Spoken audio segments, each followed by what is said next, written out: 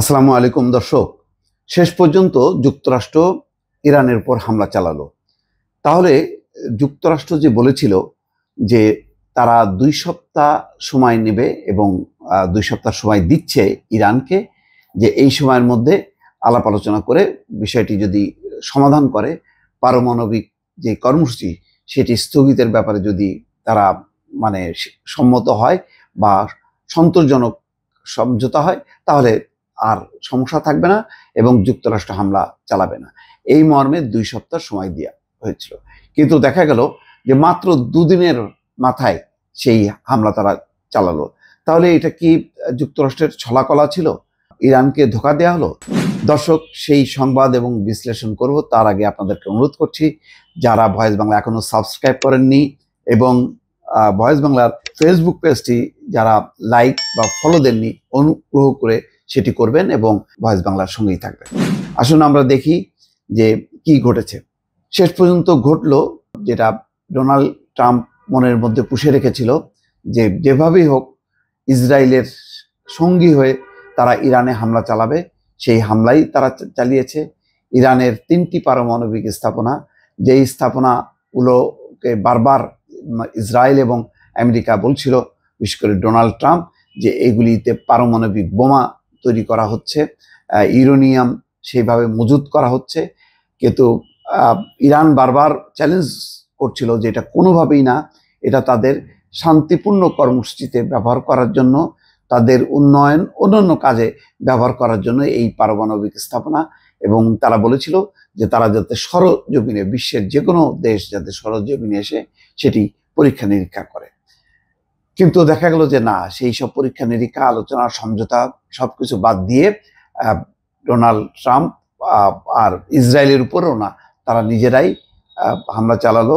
এবং বলা হচ্ছে যে যুক্তরাষ্ট্রের সবচেয়ে অত্যাধুনিক শক্তিশালী বোমারু বিমানগুলো একেবারে ইরানের অভ্যন্তরে ঢুকে 3টি পারমাণবিক স্থাপনায় ভারী বোমা নিক্ষেপ করেছে এবং নিক্ষেপ করে সেই বোমারু বিমানগুলো নিরাপদে ইরান ত্যাগ করেছে। এখন কথা হচ্ছে, তাহলে ডোনাল্ড ট্রাম্প কেন 2 সপ্তাহ সময় দিয়ে দুদিনের মাথায় এই হামলা চালালো?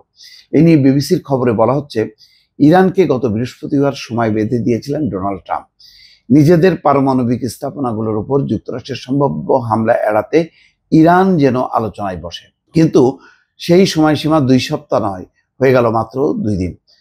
শনিবার রাতে হঠাৎই ঘোষণা এলো, ইরানে 3টি পারমাণবিক স্থাপনায় বিমান হামলা চালিয়েছে যুক্তরাষ্ট্র। ট্রাম্প একে বললেন খুবই সফল অভিযান। তাহলে কি এই 2 সপ্তাহ শুধু ফাঁকি দেওয়ার ছল ছিল? ইরানকে কি ছুটির দিনে আশ্বস্ত রাখতে এই কৌশল নেওয়া হয়েছিল? নাকি ট্রাম্পের নিযুক্ত মধ্যস্থতাকারী স্টিভ উইটকফের নেতৃত্বে পর্দার আড়ালে চলা আলোচনাগুলো ভেস্তে গেল?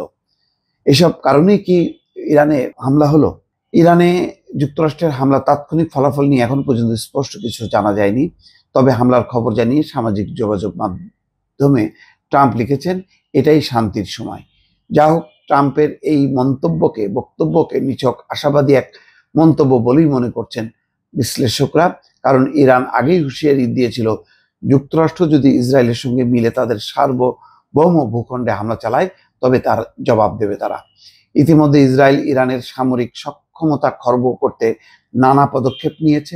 তবুও দেশটির সর্বোচ্চ নেতা আয়াতুল্লাহ আলী খামেনির হাতে এখনো অস্ত্রশস্ত্র আছে। পরিস্থিতি খুব দ্রুত জটিল হতে পারে। এখন অপেক্ষার খেলা শুরু হলো। নিজেদের 3 পারমাণবিক স্থাপনায় মার্কিন হামলার জবাবে ইরান কি করতে পারে? বিশেষ করে ফর্দোর মতো স্থাপনায়ও যেখানে হামলা হয়েছে, ফর্দো ইরানের পারমাণবিক কর্মসূচির শিরোমণি বলে বিবেচিত। ট্রাম্পের আশা, এই হামলার মাধ্যমে ইরানকে আলোচনার টেবিলে বসতে বাধ্য করা যাবে। কিন্তু বাস্তবতা হলো, ইসরায়েলি হামলার মধ্যেও যারা আলোচনায় আসেনি, তাদের যুক্তরাষ্ট্রের বোমার নিচে এসে আর বেশি আগ্রহী হওয়ার কথা নয়। ট্রাম্প বোঝাতে চেয়েছেন যুক্তরাষ্ট্রের হামলা একটি এককালীন সফল অভিযান, তবে আদৌ তারা ইরানের শক্তভাবে সুরক্ষিত সেই গবেষণা কেন্দ্রগুলো ধ্বংস করতে পেরেছে কিনা তা জানতে সময় লাগবে। যদি না পেরে থাকে, তবে আবার হামলার চাপ বাড়বে। নইলে এই হামলা ট্রাম্পের জন্য রাজনৈতিক ঝুঁকি হয়েই থাকবে, যার বিনিময়ে সাময়িক লাভ খুবই সামরিক লাভ খুবই সামান্যই হবে। মোট কথা এখন আলোচনার আর সম্ভাবনা খুবই কমে গেল। যুক্তরাষ্ট্রের সঙ্গে আর আলোচনায় আগ্রহী হবে না ইরান, এবং পরিস্থিতি জটিল। ইরান যে কোনো সময় যে কোনো কিছু ঘটাতে পারে, মার্কিন যুক্তরাষ্ট্র ঘটাতে পারে, এবং দেখা যাচ্ছে যে ইরান এবং ইসরায়েলের মধ্যে যুদ্ধের যে তীব্রতা, সেই তীব্রতা কমার বদলে আরো বেড়ে গেছে। দর্শক, দেখা যাক পরিস্থিতি কি হয়। দর্শক, নিশ্চয়ই সেই খবরাখবর নিয়ে আপনাদের সামনে আবারও হাজির হব। ভালো থাকবেন। আল্লাহ হাফেজ।